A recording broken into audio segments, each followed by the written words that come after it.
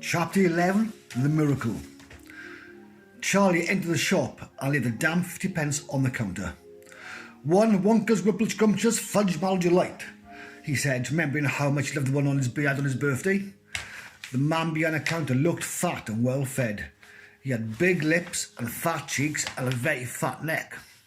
The fat on his neck buzzed out all around the top of his collar like a rubber ring.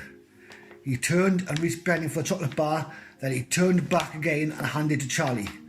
Charlie grabbed it and quickly tore off the wrapper and took an enormous bite. Then he took another and another. Oh, the joy of being able to cram large pieces of something sweet and solid into one's mouth.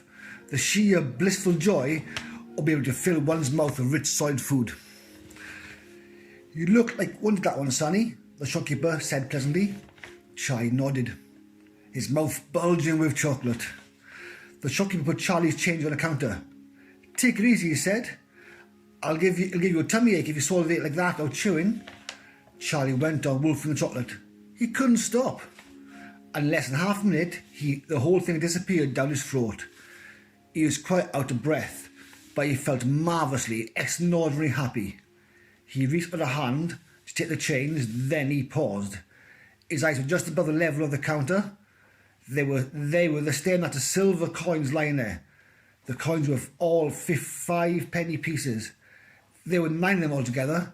Surely it would have mattered if he spent just one more. "I think," he said quietly, "I think I'll have just one more of the chocolate bars. The same kind as before, please." "Why not?" the fat shopkeeper said, reaching behind him again and taking another Whipple Scrumptious Fudge Mal Delight from the shelf.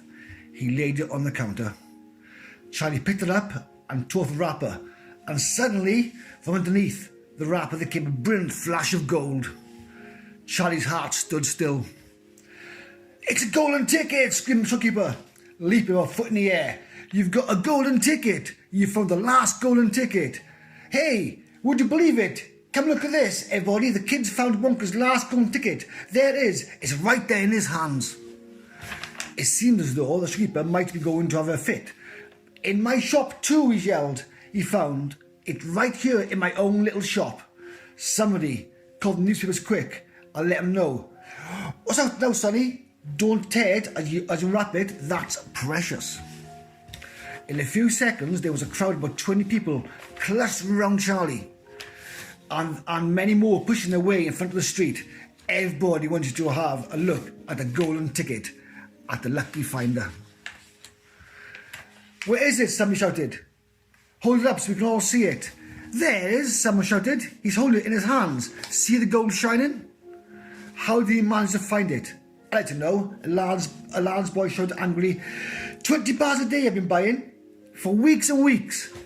"Think of all the free stuff he'll be getting too," another boy said endlessly. "A lifetime supply."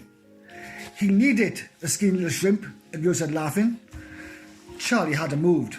Hadn't even unwrapped the golden ticket around the chocolate. He was standing very still, holding it tightly with both hands, while a crowd pushed and shouted all around him. He felt quite dizzy. There was a peculiar floating sensation coming over him, as though he was floating up in the air like a balloon. His feet didn't seem to be touching the ground at all. He could hear his heart thumping away loudly somewhere in his throat. At that point, he became aware of a hand resting lightly on his shoulder, and when he looked up, he saw a tall man standing over him. "Listen," the man said, whispering, "I'll buy it from you. I'll give you £50. How about it, eh? I'll give you a new bicycle as well, okay?" "Are you crazy?" shouted the woman, who was standing equally close. "Why, I'll give him £200 for that ticket. You want to sell a ticket for £200, young man?" "That's quite enough of that," the fat shopkeeper shouted, pushing his way through the crowd and taking Charlie fully by the arm. "Leave the kid alone, will you? Make way there. Let him out." And to Charlie, as he led him to the door, he whispered, "Don't you let anybody have it. Take it straight home quickly before you lose it. Run all the way and don't stop till you get there. Do you understand?"